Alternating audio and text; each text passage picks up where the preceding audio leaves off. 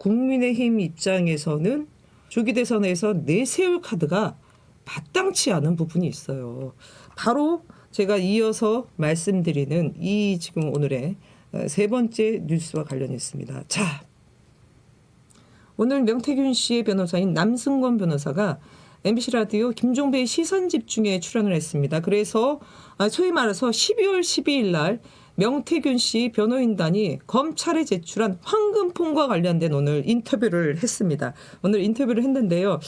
지금은 여기에는 뭐 핵심만 좀 나오긴 하는데 말씀드리면 지난 10월 31일 윤석열의 육성이 공개됐던 김영선은 해줘라 당에서 말들이 많네. 그다음에 명태균 평생 은혜를 잊지 않겠습니다. 이 녹취 파일이 있지 않습니까? 이 파일은 원본의 20%밖에 되지 않는다고 합니다. 20%. 나머지 80% 얘기가 또 있답니다. 그 나머지 80% 얘기가 뭐냐라는 게 오늘 인터뷰에서 나왔던 핵심적인 부분이었는데요. 일단은 당에서 말들이 많네 하고서 그 다음 얘기가 있답니다. 그래서 뭐뭐 내가 하겠다라는 부분인데 김종배 시사평론가가 아주 집요하게 물어보고 남승권 변호사라는 분도 스킬이 있더라고요. 약간 뜸들이면서 애태우면서 이제 결국은 얘기를 했는데 핵심 뭐냐면 윤상현을 통해서 지시하겠다라는 겁니다. 윤상현. 윤상현 의원 제가 최근 들어서 정말 얘기 많이 합니다. 13 사태 이후에 제가 봤을 때 국민의힘 주요 지도부 중에서 한동훈 그 다음에 제일 많이 나온 게 저는 홍준표랑 이 윤상현 의원이에요. 평소 윤상현 의원이 언론 노출도가 높지 않습니다. 근데 그때 1년 있다가 국민이 다 잊는다서부터 시작해가지고 윤석열의 다마 쿠데타 나기 전에 본인이 대정부 질문하면서 이게 대통령의 통치권이다. 응? 정당한 통치권 일단 개소리하고 등등 하지 않았습니까? 윤상현에게 공천 지시하겠다라는 내용이 있다라는 게 오늘 가장 좀 핵심적인 부분이었습니다. 그리고 이어서 했던 얘기가 반대하지 않는 세력이 있다라는 얘기했어요. 반대하지 않는 사람. 그러면서 물어봤더니 윤핵관이 반대하지 않는다라는 얘기를 했다는 겁니다.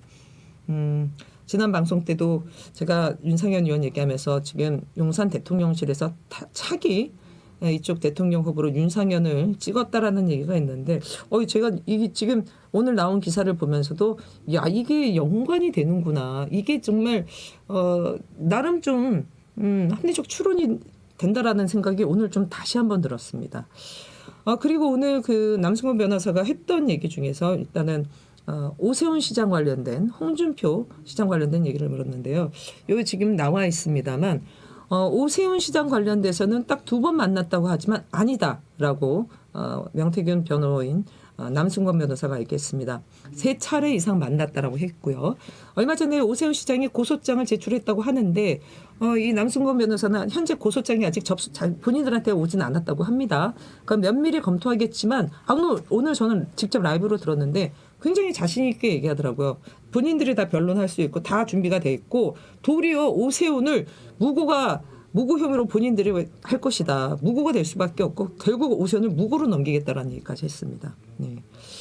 그리고 홍준표 시장과 관련돼서는 좀 조용히 있었으면 정치 생명은 이었을 텐데 자꾸 나불거리면 끝장내겠다.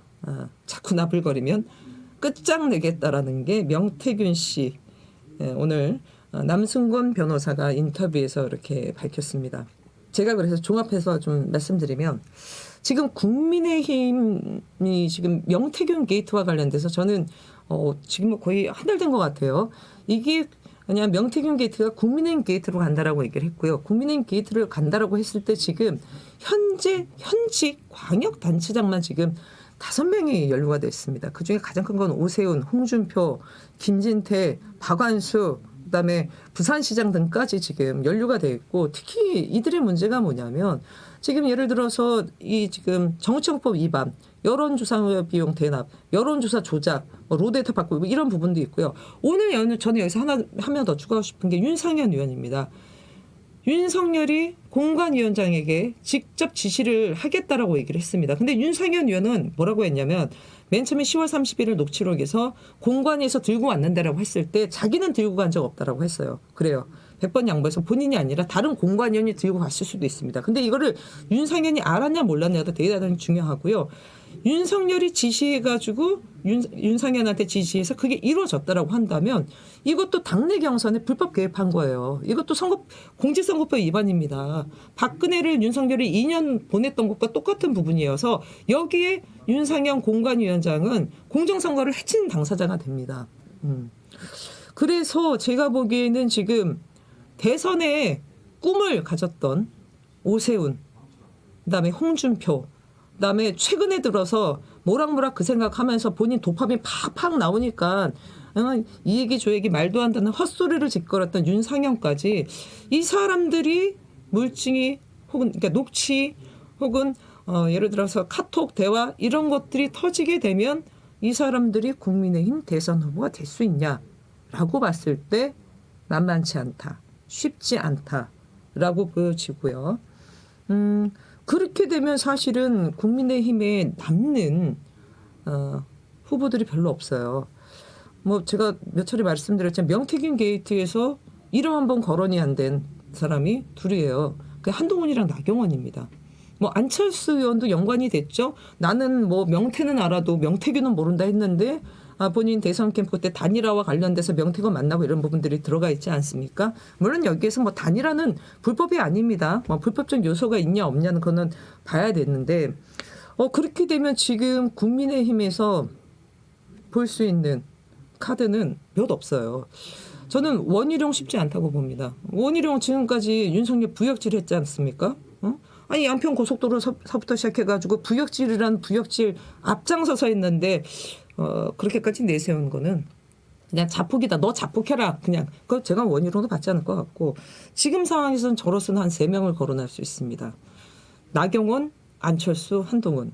근데 나경원은 꿈이 서울시장이에요. 안 될 겁니다. 하면 안 되고 지금 그렇게 치면 안철수 아니면 한동훈 이렇게 좁혀질 것 같아요. 이렇게 좁혀질 것 같고 물론 안철수 의원도 찬성을 했습니다만 안철수는 뭐 일단 지금 큰 당내 영향을 갖고 있지 않기 때문에 일단은 약간의 좀 비껴나는 부분이 있어서 아마 그렇게 되지 않을까 싶어요.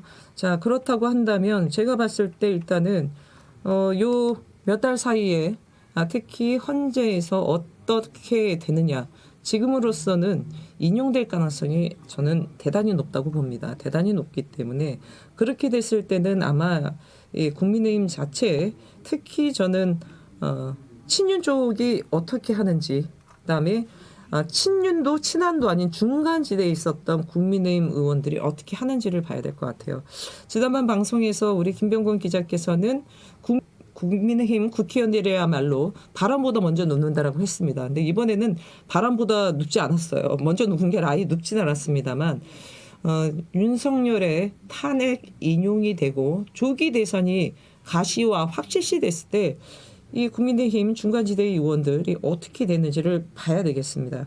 봐야 될 텐데 제가 보기에는 이번에 국민의힘이 윤석열과 관련된 한파라는 부분들을 박근혜 탄핵 때보다 더 많은 반대 의견을 보임으로써 이 당이 빼도 먹도 못하는 계엄 옹호당으로 스스로를 낙인 찍었기 때문에 그 후과는 상당히 오래 갈 것이라고 보여집니다.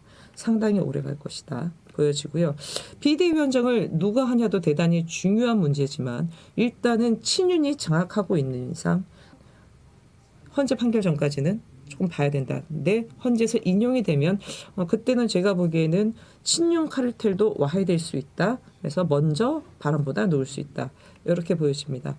끝으로 조금 드릴 말씀이 아마 이 명태균 게이트와 관련된 부분 국힘 게이트로 이미 저는 갔다고 봅니다. 갔다고 보고 지난 12월 12일 날 명태균의 황부폰 3개, USB 하나가 이미 갔습니다.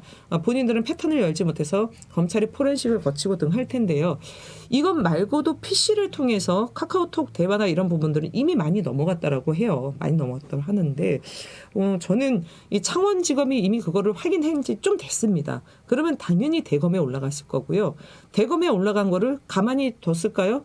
윤석열 알고 있었을 겁니다. 윤석열 알고 있었을 거고요. 전 한축으로는 한동훈도 이거 알고 있었다고 봐요. 뭐 검찰이 한동훈 라인 없겠습니까? 윤석열이 이번에 불법적인 비상계엄을 하게 됐던 여러 원인 중에서 그건 뭐 우선순위를 따지는 부분들 또 어떤 분들은 중요하겠지만 분명히 이 명태균 의원과 관련된 부분, 김건희 공천계 이 부분이 있다라는 부분 다시 한번 확인하고요. 이것이 지금 앞으로 국민의힘 지금 이들이 지금 계엄 옹호당으로 지금 확고한 자리매김을 하겠다고 했는데 앞으로 이 당에 얼마나 또 다른 후폭풍을 불고 올지 기대해도 좋을 것 같습니다.